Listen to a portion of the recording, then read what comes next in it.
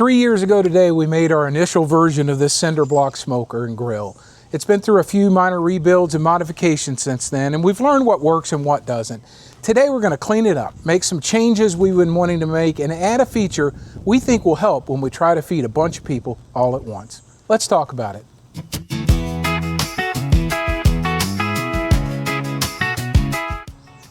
Hey everybody, it's Tim here at Midwest Mentors. This combo smoker and grill has served us well over the last 3 years. Since it's a smoker and a grill, we call it Smo-Grill. Yeah, not a very good name, but it is what it is. Smo-Grill is outside the fellowship hall where we go to church.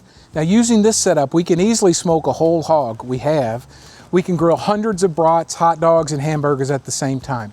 We're going to take it apart today to clean inside of it, to make some modifications, and to use the existing materials to set up dedicated grilling stations.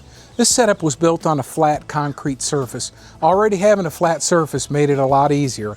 We put sand on the bottom of it to help protect the concrete by absorbing the grease that falls from the cooking grates. We got all the metal needed for our original build from a company called Metal Supermarkets. They have over 140 locations across the United States. Our location in St. Louis will cut any material to our specific measurements. They've also proven to be very helpful when we ask questions. Now this video isn't sponsored by Metal Supermarkets. I'm sharing this information, so if you plan to build something like this, you can find the materials you need. This setup uses 3 different types of metal products. First, the cooking grates are called expanded metal.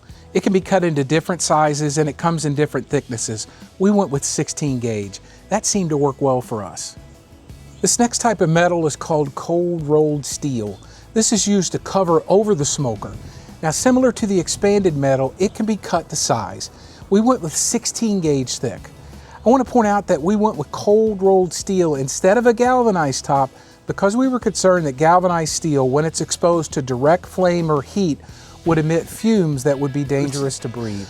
This final type of metal is mild steel angle. This is used for support. Similar to the other metals, it can be cut to different lengths. We use mild steel because of the strength the 90-degree angle provides.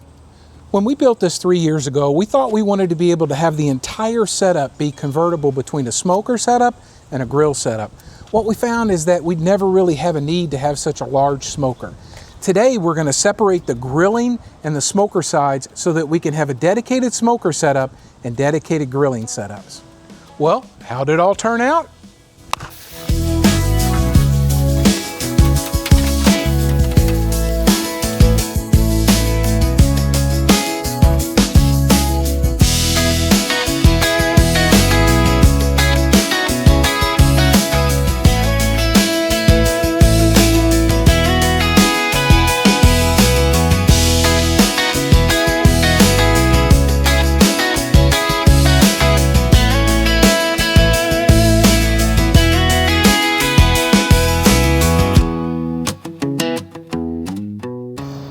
Well, that's it.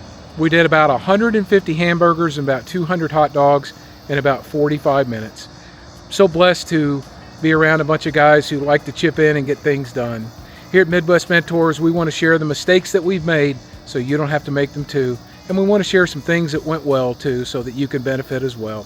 Thanks everybody. God bless.